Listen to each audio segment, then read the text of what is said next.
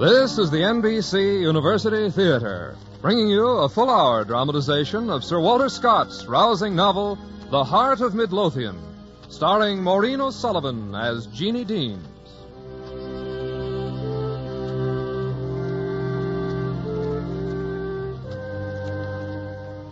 Tolbooth Prison, ironically known as the Heart of Mid Lothian, was torn down in the year 1815. But it lives on darkly in the pages of the Walter Scott novel. It will live a long time, for the book named after it has become one of the classics of English literature, strong in story and rich in the flavor of Scotland. It has been adjudged the best of Scott's Waverley novels, noted for having fewer characters and incidents than most of his pleasantly winding romances. It has been rarely adapted for radio, but this time we think excitingly, and for one of Hollywood's most engaging actresses, Miss Maureen O'Sullivan. Here, then, is The Heart of Mid Lothian by Sir Walter Scott.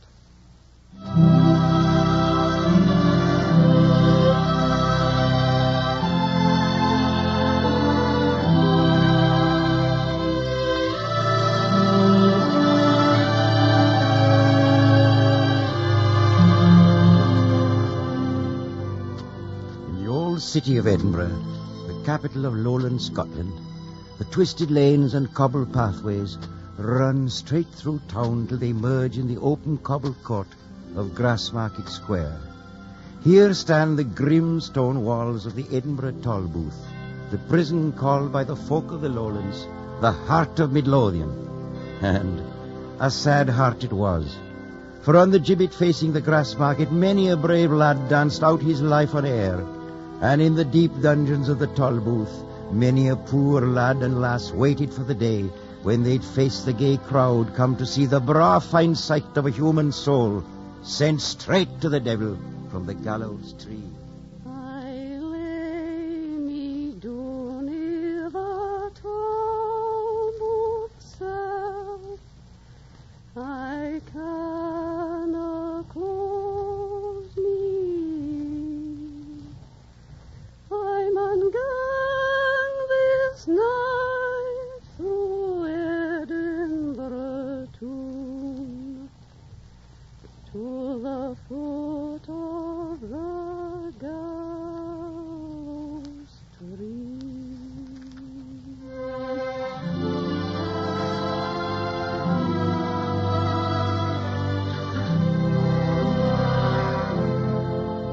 And so sang Effie Deans, a lass of not 18 year, her fair hair loose about her face.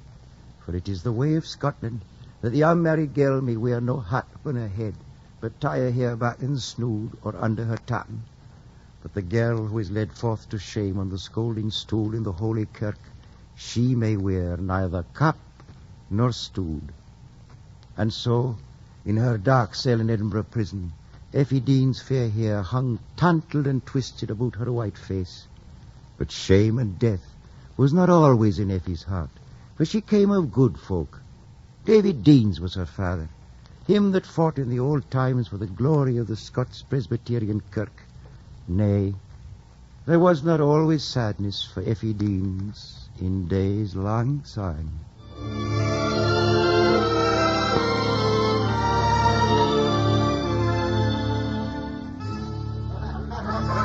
Effie, bravo, bravo, you dance like the imps of hell themselves. Oh, hush now, Geordie. I'll not have you saying that. 'Tis wicked. You cannot speak that way. I speak my own way, Effie. I'm not one of your dour Scots fanatics. You'll not talk that way, Geordie. 'Tis me feyther you speak of, and he's a God-fearing man. And he'd fash himself right wicked were he to know I was dancing promiscuous. Dancing promiscuous? Aye, lads and lassies all together. It's sinful. Yet you come a-dancing with me. Well, I canna say ye nay. But I'm a gang my way the new. So soon, Effie, the pipers are but warm. Aye, if my father knew I wished to the skirling of the pipes at all, he'd haul me summon to kirk for the shame of it. Nay, Geordie, I'm a gang hame. For there be my sister, Jeannie, and her young man who's for a minister. And heaven forfend they were to know I was a-dancing. Whisht, Effie. Oh, Jeannie, why are ye out in the yard so quiet? Feyther's out in the byre and he'll hear ye. Where have you been so late? It's no so late, lass. 'Tis 8 on every clock of the town, and the sun's gone down ahint the Costorphine hills. Come on in the house. Now, where have you been? Down by the burn. And who was it that parted with ye on the road? Nobody. Naebody. I wish it may be a right body that keeps folks out so late e'en. If you ask me nae questions, I'll tell you nae lies. Effie. I never ask ye for what Reuben Butler comes about the yard ilka day. He's nae come for talking with feyther. You canna vex me, Effie, speaking on Reuben. He and I are to be wed, but you dinna vex our feyther. I'll nae vex feyther. Not even to dance again. With the man I danced 4 times wi' on the green down by at Maggie McQueen's. Dance? You were no dancing. Whoosh, 'tis feyther. Aye. Dance? Did I hear you say dance? I said that, feyther. 'Tis a dissolute and profane pastime. Oh, but feyther, It couldna be a daughter of David Dean's were dancing. Feyther, I didna say that. If I hear you so much as name dancing, and as sure as my own father's spirit is with it just, you'll be no further concern of mine. Aye, feyther. Well, then gang into supper, lasses, and we'll seek grace to preserve us from profane folly. Where's Jeanie? Is the porridge nae brewed?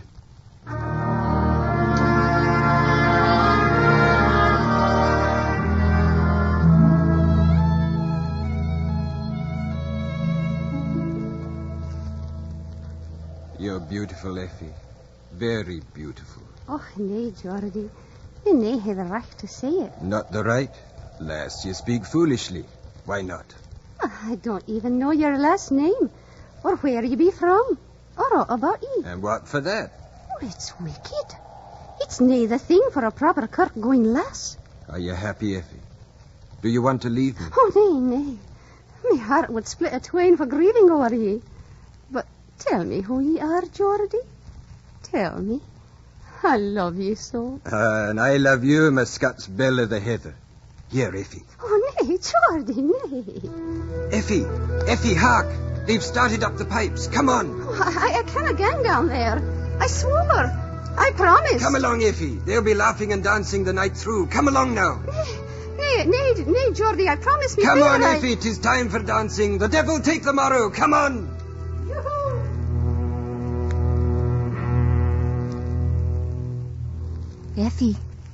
Effie, wake up, lass. Nay.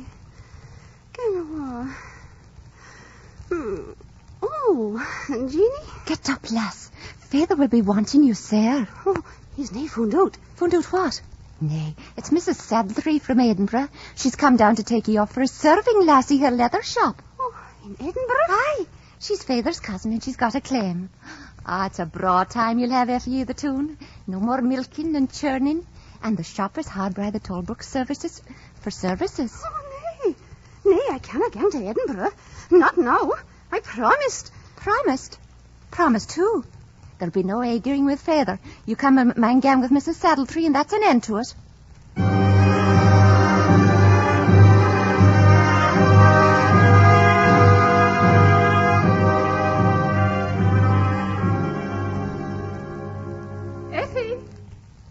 Effie Deans? Aye, Mrs. Saddletree. Come here, lass. Effie, sit down. Aye. Now, Effie, you ken I be your father's cousin. Aye, Mrs. Saddletree.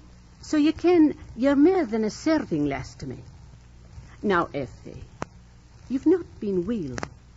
You're pale and waxed white like the corpse at the kirkyard. Are you sick, lassie? Nay, Mrs. Saddletree. Effie, you've been like me ain daughter. Is the work too hard for you? Is there any else that's greeting you? Nay, Mrs. Saddletree. I'll be all right. I'm an unco strong lass. I'll be all right. Well, if you say it, Effie. But mind, lass, if there's ae trouble, if you canna live nae mair with your ain heart, come to Mrs. Saddletree, Effie. Remember that, lassie.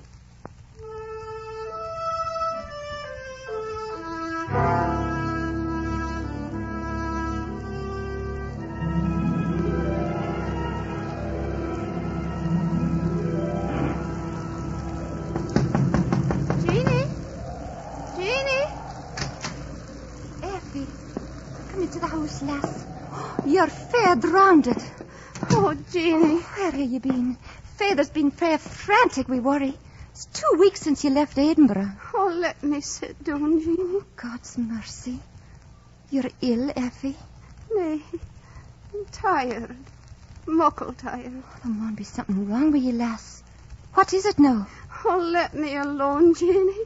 I cannot tell you anything. But what happened to you? Where have you been since you left Edinburgh? I cannot say. Oh, Jeanie, sister, let me alone. For sweet God's love, let me alone.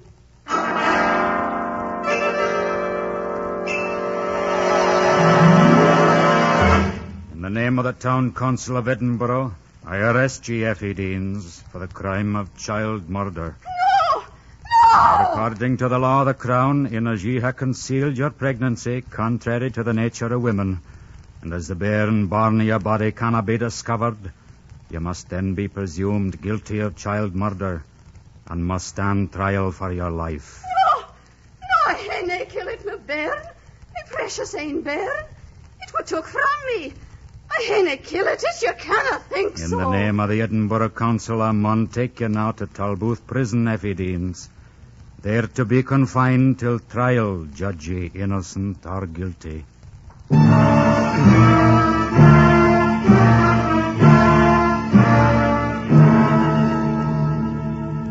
Jeanie, she's gone. The bailie's taken her. aye, Father. To the heart of Mid Lothian, to the Talbooth prison for child murder. But she's na guilty. You cannot think her so. Where is the vile creature that has disgraced the blood of an honest man? Oh, nay, Father. Oh, how will the wicked exult in the high places of their wickedness? Father, here is Reuben Butler to comfort ye. And he a minister of the kirk? Aye, neighbour, it's a sore trial, doubtless. But think of the Rock of Ages. Think of the promise. I do. But to be the father of a castaway, a murderess. If there's aught you need, silver... Butler, if my savings could have saved her frae this black snare, I would have walked out with nothing but my bonnet and my staff. But nae siller, nae gold could save her shame, her rope and guilt. No. An eye for an eye, a tooth for a tooth, is the law of life and God.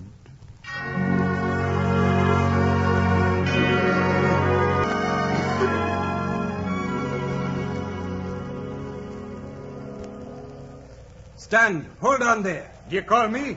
Come over here, by the rock. What do you want, sir? You're a minister of God? Aye, in the name of Christ, my master, I am. Would you do your master a service? Here.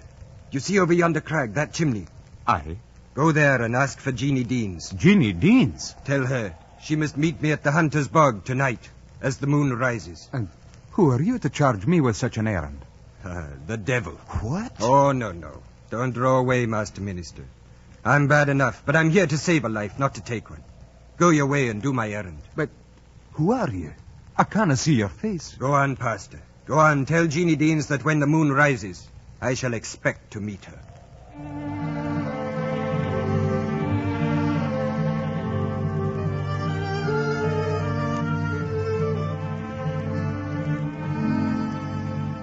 Reuben, what is the news? Is she to die? Is Effie well? They wouldn't have let me in the toll booth to see her, Oh. but how are you, Jeanie? Oh, sair sad for Effie and my own self. I wish to tell you, Reuben, that all maun be ended between ye and me.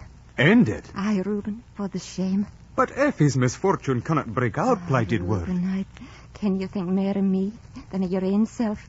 But would not Effie's guilt stick to us and to our bairns as long as our heads are above the ground? But, Jeanie, Oh, Reuben, you're a man of God's ministry. And a man of the kirk can I have a wife with a blot of shame like unto ours? If you're determined, Jeanie, but I'll not hold you to it.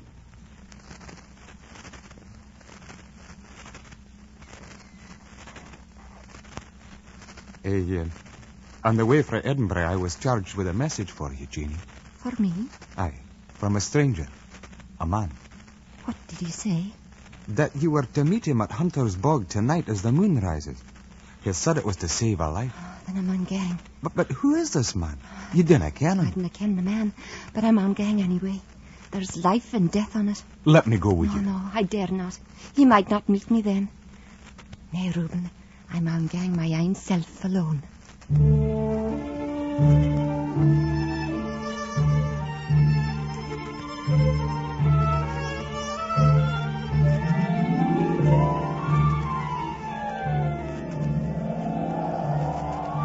Jeanie Deans. Oh! Silence, lass. You are the sister of the ill-fated Effie Deans. I am. And if you ever hope God will hear you at your need, tell me what can be done to save her. God hear me at my need. Little fear of that. I'm predestined to evil here, and hereafter. Oh, do not speak in such a desperate manner. The gospel is sent to the chief of sinners. It's well directed then to me. Are you the cause of my sister's ruin? Aye, curse me for it if you will. Better pray God to forgive ye. Oh, no mind to prayers now.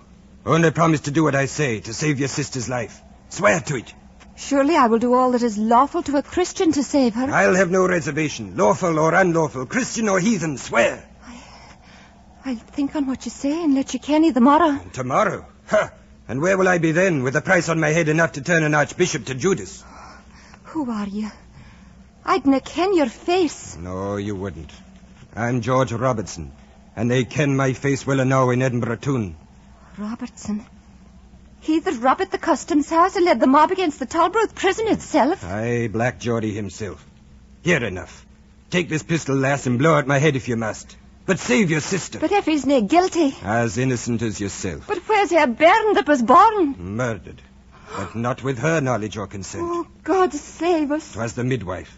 An old hag that belongs astride a broom of Sabbath nights. She killed the child. A boy. My son. Can she be found and given to punishment? An old cheat gallows like her, nay, she'll not be found within the year. But listen, Jeanie. By the law, Effie is guilty because she kept her condition secret. 'Tis only the concealment of the birth. 'Tis a sad, cruel law. But surely Effie told you her secret. Nay, she ne'er spoke on it to me. Don't you understand? All you must do is say she told you, whether she did or no. That would be a falsehood. Will you let your sister die on the gallows rather than open your mouth to save her? But God hath given us a law. Thou shalt not bear false witness. I cannot do evil, e'en though good may come of it. Oh, listen, girl, there's no time for fanatic religion. Can you not realize she'll be hanged, strangled for a crime she didn't commit? Can you stand by and... Oh. There's the signal. I can stay no longer. Go home, Jeanie. And remember, your sister's fate lies within your own hands.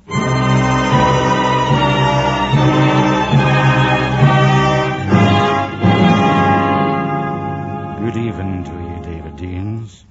Oh, Father, it's the Bailey of Edinburgh come. I see him. You'll not ask me in. My door is open to any man. You'll understand, Mr. Deans, the duty of a magistrate is sometimes unpleasant. It may be so. I had nothing to say anent it. You have two daughters, I think, Mr. Deans. Only One daughter here at home. And the girl who is a prisoner, your youngest daughter. When she became a child of Belial, she ceased to be a burden of mine. You'd not cast her off because of misfortune, surely. I wouldn't give one of my grey hairs for her life if her good name be gone. Nay. I'll ne'er see her more. I'll ne'er see her more. Here now, Mr. Deans, I've issued a subpoena directing your daughter Jeanie to appear on the day of the trial. If she gives evidence, there is reason to hope she may save her sister's life. Good day to you now, sir. Good day to you, Miss Jeanie. Godspeed, Bailey. You heard him, Jeanie. Aye, Father. If you have freedom to gang before that court and hold up your hand for the castaway, you won't gang. But if not, if you would sin, God forbid that you should go into defection at the bidding of mine. I want to fret the conscience of one bairn. No, not to save the life of the other. Aye, Father. And yet, you maun be firm in the right. Sin not, lest you be damned. Yet, oh, Jeanie Byrne, she is your own sister. Worthless and cast away as she is. She is your own sister.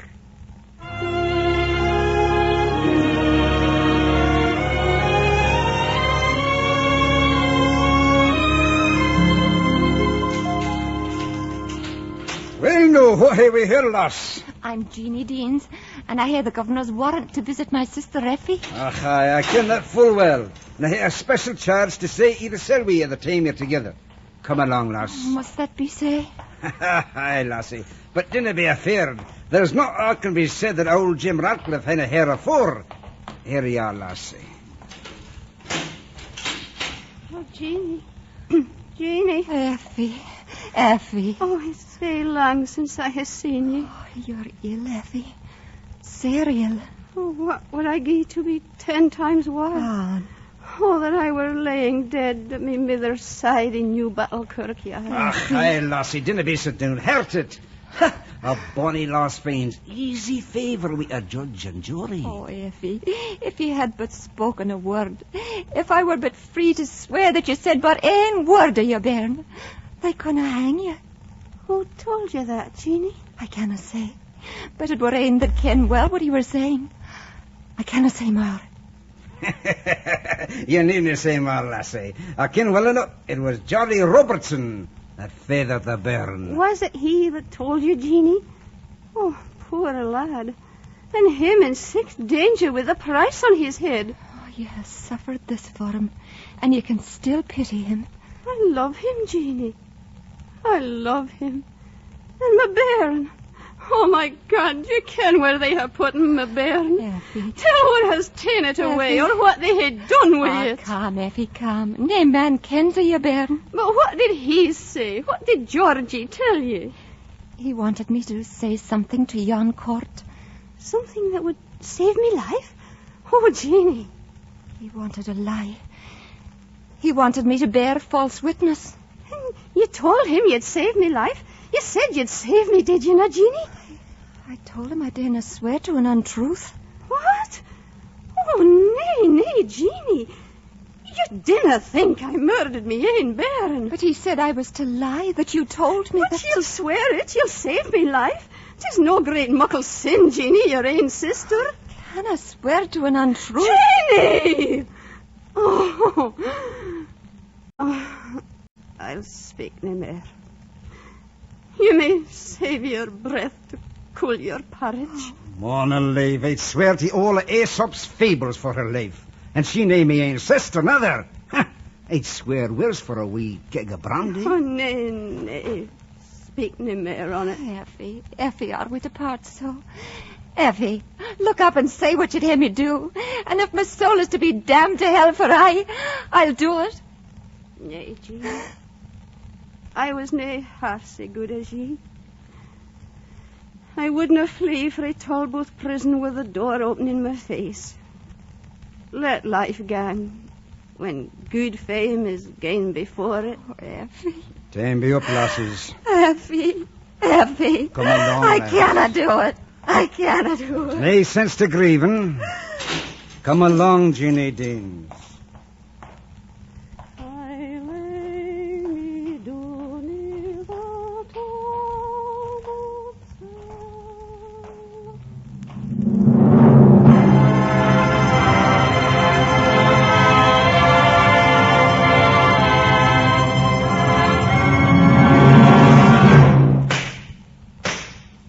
Effie Deans, declare yourself to this court. Are you guilty or not guilty? Oh, not guilty of my poor bairn's death.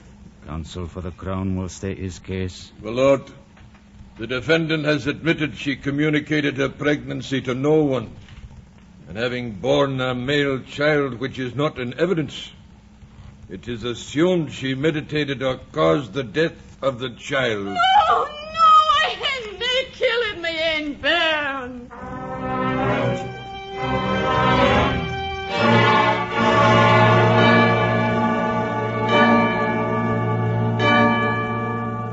Jeanie Deans, you swear the truth to tell and no truth to conceal in the name of God as at the great day of judgment. I do. You are older than your sister, are you not, Jeanie Deans? Aye, sir. Did you not remark upon your sister's health when she returned to your home from Edinburgh? I did, sir. Pray then, young woman, did you not ask your sister any question when you observed her looking ill? Just a moment, counsel. Beloved. Do you understand, Jeanie Deans, that the law will condemn your sister to the gallows if it is proved she kept her pregnancy completely secret? I do, your lordship. Proceed, counsel. And now then, Jeanie, did you ask your sister about her health? Speak out. I asked her what ailed her. Very well. Take your time now, Jeanie lass. And what was the answer she made? Take courage, young woman. What did your sister tell you? Nothing. Nothing? Oh, true, you mean nothing at first, but when you asked her again, did she not tell you what ailed her? Nay, lack. She never breathed a word to me about it.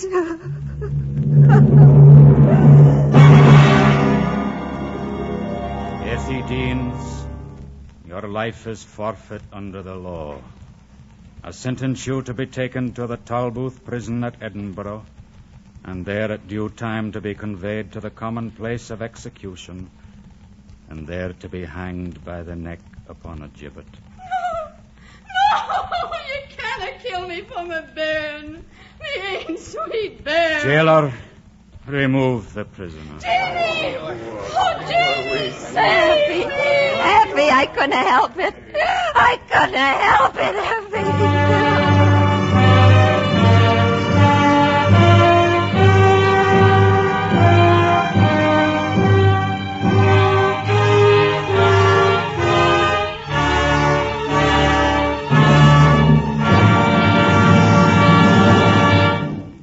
From Hollywood, the NBC University Theater is bringing you Maureen O'Sullivan in a radio version of Sir Walter Scott's The Heart of Mid Lothian. This play is part of a series devoted to the classic novels of Anglo-American literature. If you're interested in supplementing your enjoyment of these productions with home study under college supervision, be sure to listen to the announcement at the close of this program. And now our intermission commentator, Miss Amy Loveman, member of the editorial board of the Saturday Review of Literature and of the Book of the Month Club.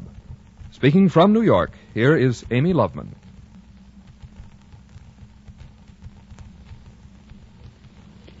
If, as is so often said, the world has moved away from Sir Walter Scott, then so much the worse for the world.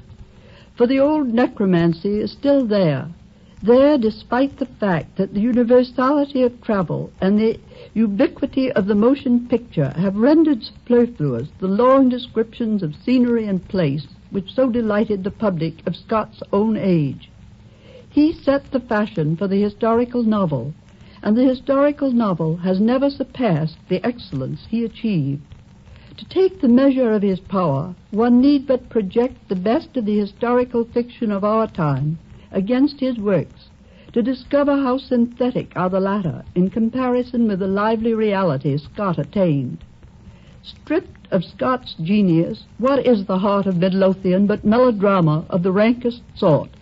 The tale of a beautiful young peasant girl on trial for her life, on the charge of having murdered her illegitimate child, of her sister who goes on foot to London to seek out the Queen, and through the favor of one of Scotland's great nobles, whom her simplicity charms, wins an audience and a reprieve, of her lover, a bandit, a smuggler, leader of a famous Edinburgh riot, who turns out to be an aristocrat and a millionaire. It is fustian of the first class, but the genius of Scott has transmuted it into a struggle between good and evil, between conscience and lust, into a picture of the Scottish land and the Scottish past, of a sturdy, covenanting folk with their passions and repressions and religious fervor, and of a sisterly love that is steadfast and high. This is not the Scott of the pageant romances, But it is nevertheless the Scot who had roamed his native land from childhood on, who knew its people and their past, was steeped in their legends and myths, and could penetrate into their attitudes of mind. There was in Scott an understanding of the simple people which matched his knowledge of their speech and customs. There was in him the supreme imagination which could instill into the creations of fiction the breath of life. There was in him, too, on occasions, the sort of Shakespearean humor which made his lowly folk, with their mingled wisdom and shrewdness, the relief for his tales. Of all the novels, The Heart of Mid Lothian is by many critics accounted the best. In it, Scott reached in his portrayal of Jeanie Deans and her father a degree of psychological insight he did not always attain, together with the vigor, the picturesqueness of incident, and the inventiveness of fancy, which were always his. Thank you, Miss Loveman. Our radio version of The Heart of Mid Lothian, starring Maureen O'Sullivan, will continue from Hollywood after a brief pause for station identification.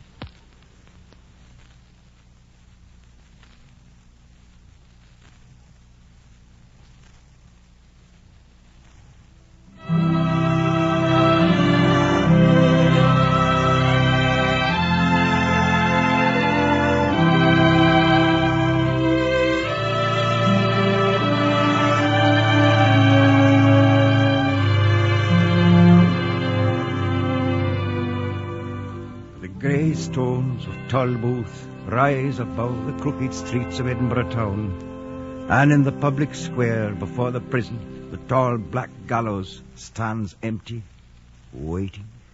Oh, little dear me favor think, the day he held of me, that for death. Here knoweth he, lass. Nae more grieving, lass, ers your sister come for to see. I cannot see nobody, and least of all her. Effie. Oh, why are ye come to grieve over me when ye have killed me? Oh, no, Effie. Killed me when I am innocent. Effie. Me that would have given body and soul to save ye from being hurt. You shall not die. I'll not let you, Effie. Oh, gae home to our father, and think nae mair on me. Oh. Lassie, I fronted the hangman 3 times and here I stand for that. Bide your time, lass, bide your time. It's not yet the hour. How did you escape? One way or another. But no mind of that. I'm keeping the keys, they know. Not telling how to escape. Of course, for folks with siller, there's always the King's mercy. The King's mercy? Aye, lass, a pardon frae His Majesty. Effie, you shall be free. You'll come out again to the face of the sun. I'm on gang to London to beg your pardon from the King and the Queen. But, Jeanie, the King and Queen live 1,000 mile away. I'll be gane afore ye win there. Oh, you mistake. It's nae so far. Oh, no, leave. You're away to London. Well, there's a brave lass for ye. But you may nae gae to the King wi' a friend, lass. But I ken nae man ye London. Well, listen to me, lass. Ye gang to His Grace, the Duke of Argyll. MacCullochmore. Aye, he's a right Scotsman. Would that be the Duke of Argyll that suffered with me father's men at the time of the religious persecution? Aye, his son or his grandson. But list ye, lass, you'll meet rough customers on the road afore you get to London. Highwaymen and stranglers and belike worse. Oh, Jeanie, you'll nae win through them. Lassie, by the way. Them cutthroats will nae touch a friend of Jim Ratcliffe's. They'll no harm a lass what carries a letter from me. I'll write you one, the new lass, and then awa wi' to London, and stick to Argyll, lass. If any man can do the job, it'll be him.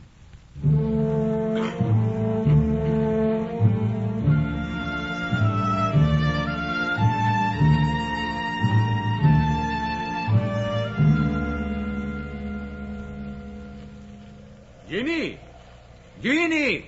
Wait! What would you, Reuben? Where are you going, lass, with your tartan and that bundle? I'm going to London to ask Effie's life for the King and Queen. You? But...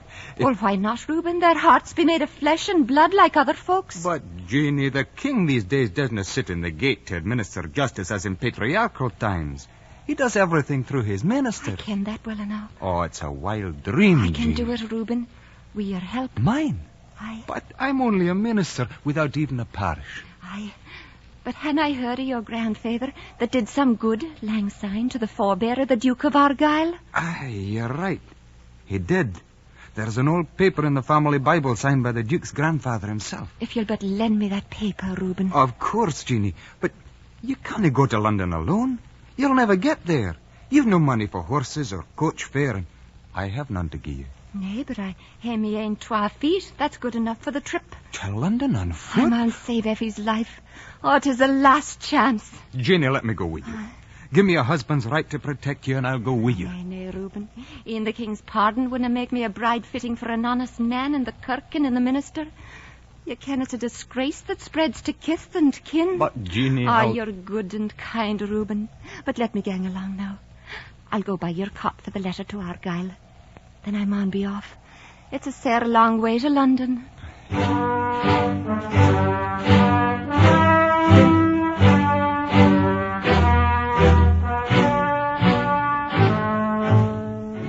Hi there, gate man. Hey, lads, what would you be wanting? Am I right for the London road? London? Hey, straight on, lads, till you get to the English border, but mind you, watch up there. They're nae friendly to the Scotch across yon line. Bloody Sassenachs.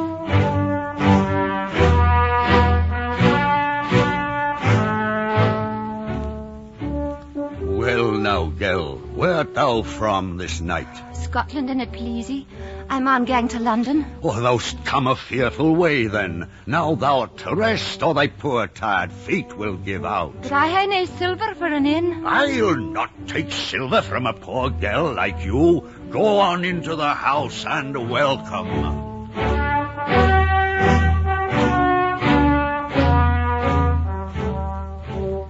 Hast thee got thy money in a safe place, lass? I hae nae but £1, Scots. All the same, they'd best lay it by deep in thy bundle. There'll be those in the wood that'd slip thy throat for the ribbon round thy hair. They'd best beware, lass.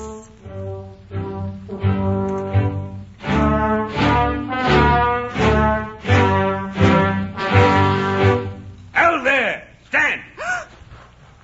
Stand and deliver. But I canna ken ye. Your money, precious, or your life. Come along now. I'd as soon wet down the highway dust with your blood as not. But I hae nae silver, not but this. I have walked frae Scotland these 4 days. You canna keep me. It's a life I maun save. Scotland, eh, lass? Aye. Well, you've come on the right man. Old Tyburn Tom's been haunting this road for 3 days past, waiting on you. You canna have been waiting for me. You're Jeanie Deans, are you not? Aye. But I dinna ken. That's enough. Come along. Nay, please, sir, dinna take me off the road. I'm mount to London afore. Come along, lass. Oh. Now, come sweet and pleasant when old Tyburn Tom calls you. Oh, for the love of God, sir, take all I have. But leave me on my own way. What the devil are you chattering about? Come along now. Where are you taking me? No further than this old barn. Here! Open now! Open, you old witch! I brought you the lass. You bade me watch for. Is it you, Tyburn Tom? Who else? Better sing, you old blind bat. And you've brought her. You've brought me Jeanie Deans. That's you, you old witch. Let me look at her. Let me look close at her. Who are you? You dinna ken old Mother Blood, eh? No more would your sister. But he would. Aye, he'd ken me. Black Geordie Robertson. The man that... Oh, no. Aye, the father of your sister's bairn. Oh. The outlaw knows me well. Aye, and he knows my daughter. My poor daughter, what's in a cell of bedlam over Geordie Robertson. Put down the bell. But why you took me here? I no understand. You'll stay here, lassie, till way past the time your sister swings. Oh. Then will Black Geordie's sweetheart be cold dead in his bairn. Then you ken what happened to my sister's child? Aye, I know.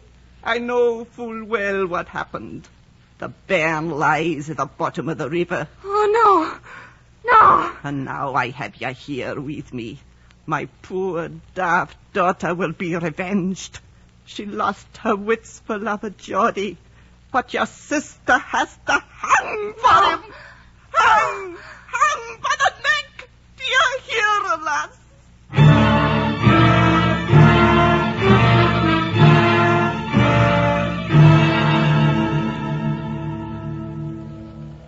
Tom. Mr. Tom. Huh? Shut your gab, lass. Will you come over here, please? Well, what'll it be now, you wild Scotch devil? Will you not let me gang on to London? You heard the old woman. It's my sister's life. Ah, what's one hanged more or less to me? Is she asleep? The old witch? Aye. Dead to the world. Now, why don't you be a good lass and do likewise? Oh, please wait. I have a paper here. A note. Please look at it. Hold it up to the moonlight. What? Where did you get this? A friend. It's Jim Ratcliffe's hand. Sure as I'll end on the gallows. So you're a friend of Dandy Jim's. He said that... I mean, it... Safe conduct if you fell among thieves? Aye. Aye. Every gentleman of the road knows Jim Ratcliffe's mark. Then you'll let me go. Oh, please, The please, old for the hag will love of fair God. murder me, but... For the love of God, please. Well. Please. It'll do no harm to be on the good side of Jim Ratcliffe, either side of the prison gate. All right. Hold up your hands. I'll cut the rope. Oh, God bless you. You didn't ken what you're doing for me.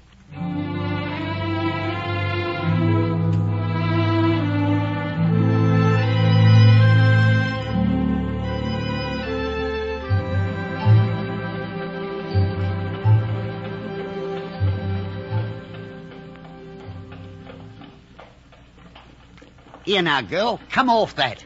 Let go of me. Hey, you can't go in there. I must speak with His Grace, the Duke of Argyll. Ha-ha, so you'd speak with his grace, Aye. eh? And who may you be, the Duchess of Ragtag? You have no right to laugh at me. I'm a countrywoman of His Grace's, and I'll not be mocked. Now, see here, lass. This here is London, not your wild Scotch country. There can't every beggar with a tartan and brogue get in to see his grace. Now be off. Let go, I say. Let me go. Here, come back. You can't go in. You can't disturb his grace. Come back now.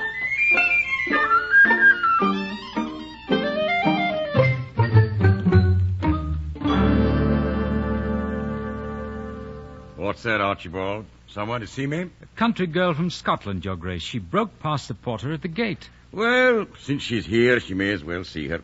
Fetch her in, Archibald. Yes, Your Grace. Come in, lass. Yes, sir. Good morrow, sir. Well, come in, me bonny lass. Thank you, Your Honour. Now, did you wish to speak with me, or was it the Duchess? Will Your Honour, my lord, your lordship's grace... No, what is it, lass? Pray sit down. Sit and take your breath. Take your time. I guess by your tartan you've come from Scotland, hmm? Did you come through the streets here with your plaid over your head thus? Aye, sir, and the wee lads hooted at me and some flying stones. Ah, 'tis shameful. Well, now, your business. Your Honour, I beg your lordship's pardon. I mean your grace. Oh, nae heed to me grace, lass. Speak a plain tale to show you have Scots tongue in your head. Sir, I am the sister of that poor, unfortunate criminal Effie Deans, who was ordered for execution at Edinburgh. Deans? Do we know the case, Archibald? The child murder, Your Grace. It was mentioned in Parliament. Aye. Duncan Forbes spoke of it at dinner as well. So I have come from the north, sir, to see what can be done for her, either way of getting a pardon for the king. Ah, lass, poor girl. You've made a long, sad journey to very little purpose. But there's a law for pardoning her. It wants but the king's name on a paper. Is that not so, sir? Certainly, but that's purely in the king's breast. Besides, the crime of child murder has become increasing common. The Scotch crown lawyers think it right. Be an example. But, sir, the king... And there's more, poor lass. You have no argument against the court's decision except your sisterly affection. What friends have ye at court? None, sir. Saving God and your grace. But I have no way of averting your sister's death. The sentence must be carried out. But she's not proved murderous. 'Tis but a suspicion. And, oh, sir, I could have said the words to save her. But I dared not speak for telling an untruth. And I walked all the way to London to save her. But I'm no lawyer, girl.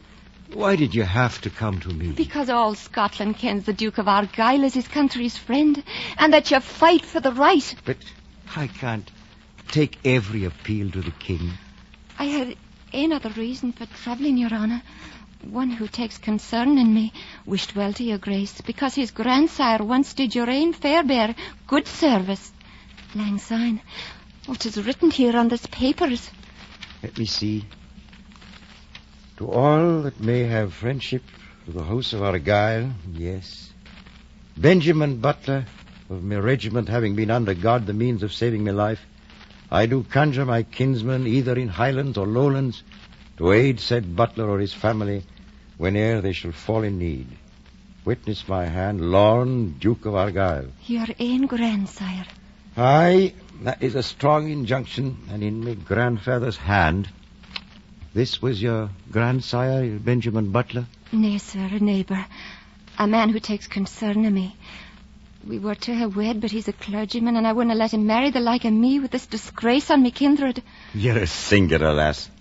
Now then, tell me, why do you think your sister innocent? She's not been proved guilty. I hear the words of the trial to show you. Young woman, your sister's case does seem a hard one. Oh, you'll save her, sir. Will you now? I will speak to some of our Scotch gentlemen of the law, and then perhaps in higher places. Aye, sir. And if I might say to your grace, though it be na civil of me, dinna think there be such a difference atwixt ye and those you see as between poor Jeanie Deans and his grace the Duke of Argyll. Dinna be cast down with the first rough answer. Aye, lass, that's broad advice. Now, mark you. Be here tomorrow morning early, and come dressed the same way you are now, with tartan plaid over your head. And I think then we can get you an audience with a lady of great importance.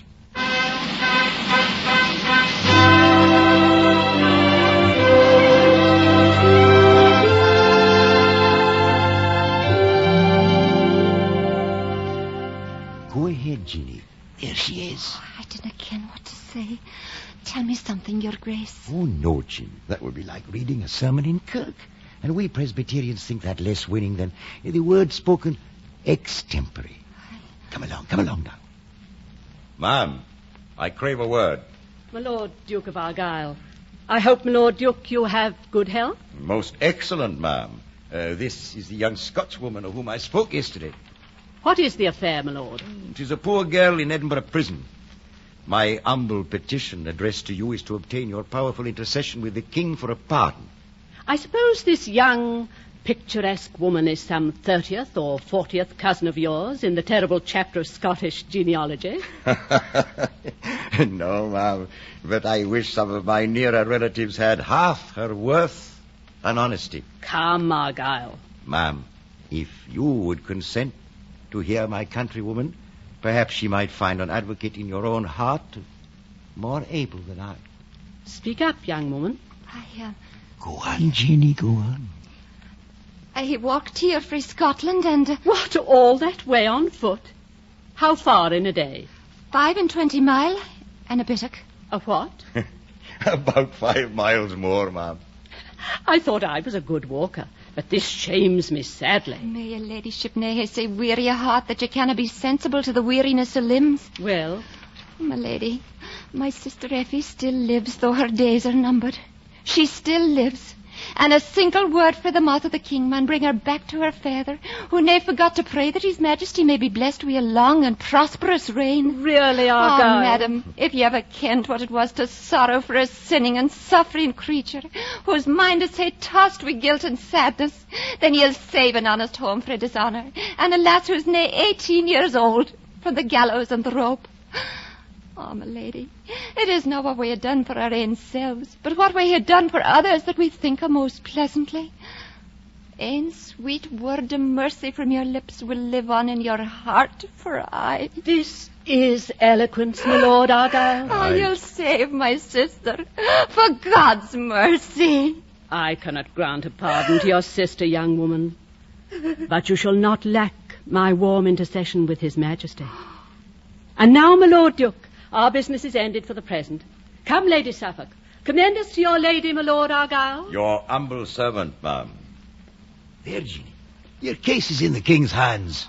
Oh, Your Grace, I warrant she were a grand lady. But is she high up enough with the court to reach the king? What? Oh, she was dressed so plain. I dinna think she can be too close to the court. What, lass? You don't know who the plain-dressed lady was? Nay, Your Grace. Jeannie? That was Her Majesty Queen Caroline of England. Oh, is it so? I misdoubted it were the Queen when I saw that your honour didn't put on your hat. In Scotland, nae man would dare speak wi' your laird without his bonnet on his head.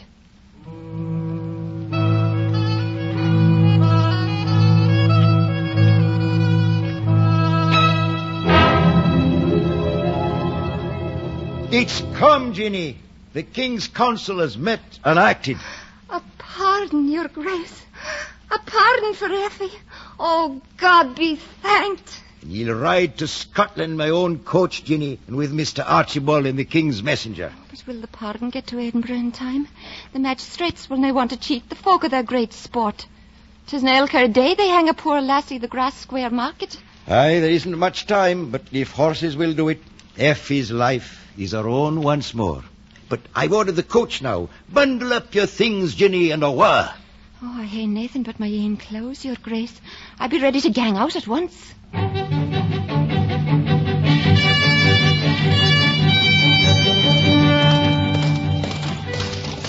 Cheer up, Jeannie, lass. Don't frown so, it ill becomes a pretty girl. And then a gang faster, Mr. Archibald. There are no horses faster than the Duke of Argyle's, Jeannie. Dinna fuss yourself, lass. They'll beat the hangman, sure.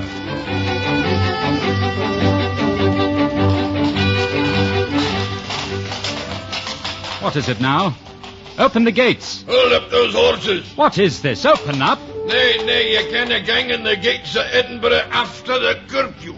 You see my sword, man? You'll open those gates or be skewered like a herring smoked for the winter. Now open.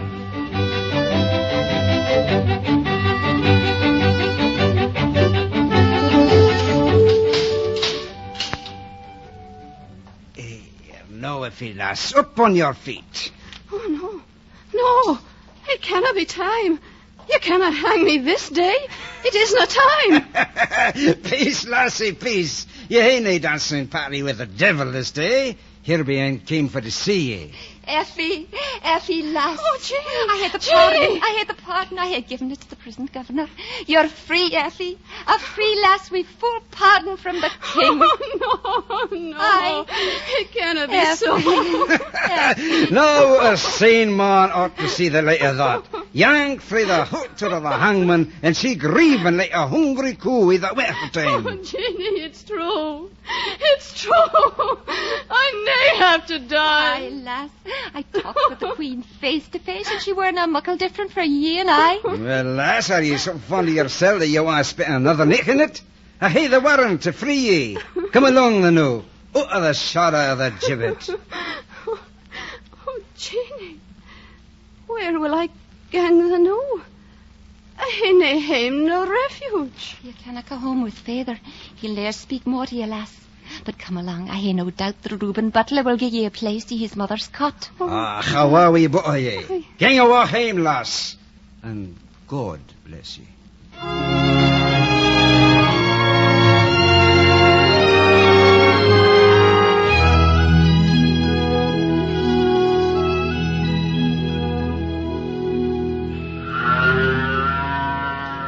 Effie, where are you, lass? Around the cow?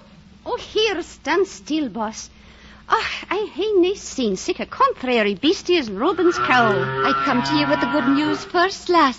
You hae nae need to tell me. You're gang to be wed with Reuben. Oh, aye. How did you ken that? I hae still een in me head, lass. But that's nae what I come to tell you. You're to gang down straight away to the shore of the Firth. What? Now, didn't ask me questions, lass. I swore not to tell you aught, but gang off straight away. Oh, I'm a milk boss before I stir away. Lass, I'll finish your milk and be off to the Firth.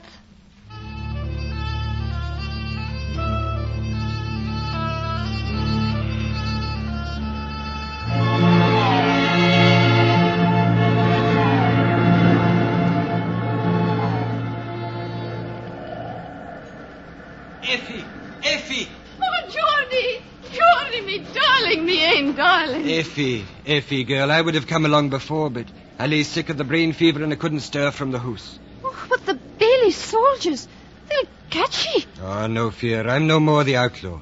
My father has secured a pardon for me. The old baronet would not see his only heir dance away life on the gallows. Your father a laird? Oh, but isn't your name Robertson? Or so they told me of the prison. No less. I have another name which I dared not soil in my wild days. Staunton.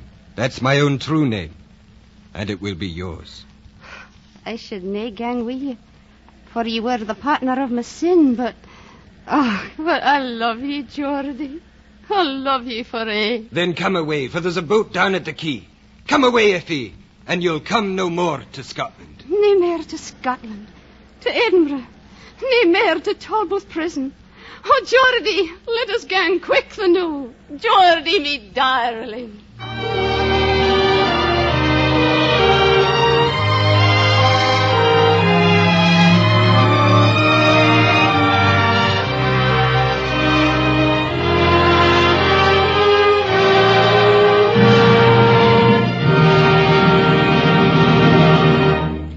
You have been listening to The Heart of Mid Lothian, an NBC University Theater production of the Walter Scott novel starring Maureen O'Sullivan as Jeannie Deans. Next week at the same time, we will bring you another classic of Anglo-American literature, Tales of Edgar Allan Poe. The present semester of the NBC University Theater is devoted to the classics of Anglo-American literature from the time of Henry Fielding to that of Henry James. If you wish, you may learn more about these authors and their works by enrolling in the college-supervised courses now being offered in connection with the NBC University Theater. The University of Tulsa in Oklahoma, Kansas State Teachers College, and Washington State College have now completed their plans for offering such a course in the coming months, thus joining the University of Louisville, whose established home study plan is already serving listeners in another area of the nation.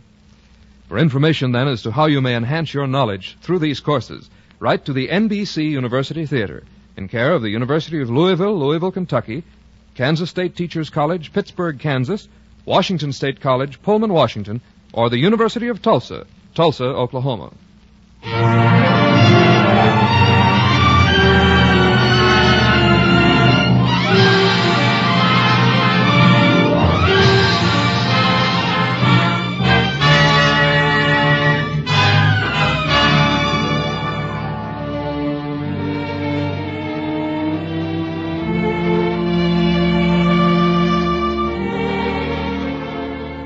The Heart of Mid Lothian was adapted for radio by Frederick Schlicht and Ernest Kenoy. Our intermission commentator was Amy Loveman. Starred as Jeannie Deans was Miss Maureen O'Sullivan. Our cast included Ina Ronsley as Effie Deans, Philip Friend as Geordie Robertson, Raymond Lawrence as David Deans, the father, Whitfield Connor as the Bailey, Ben Wright as Reuben Butler, George Pembroke as the jailer, Paul McVeigh as State Counsel, Pat Ahern as Counsel for the Defense, Alec Harford as the innkeeper, Donald Morrison as Tyburn Tom, Norma Varden as Mother Blood, Ramsay Hill as the Duke of Argyll, Doris Lloyd as the Queen. Your announcer, Don Stanley. The original musical score was composed and conducted by Dr. Albert Harris. The director of the NBC University Theater is Andrew C. Love. Next week, be with us again for the NBC University Theater dramatization of Tales of Edgar Allan Poe, starring Joseph Schildkraut.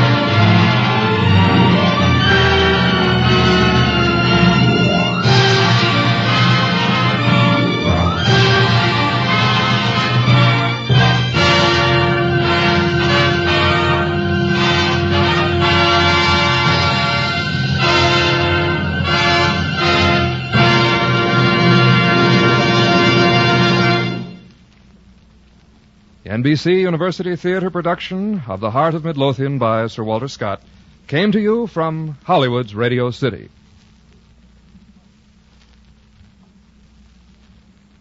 This is NBC, the national broadcasting company.